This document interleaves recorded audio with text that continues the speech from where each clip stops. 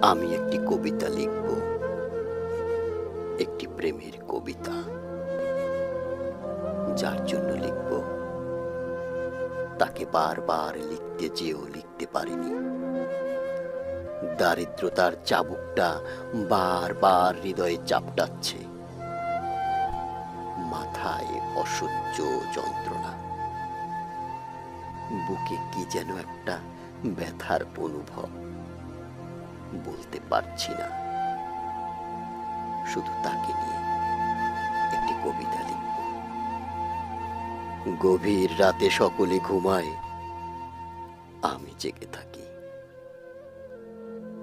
একটি প্রেমের কবিতা লিখব বলে।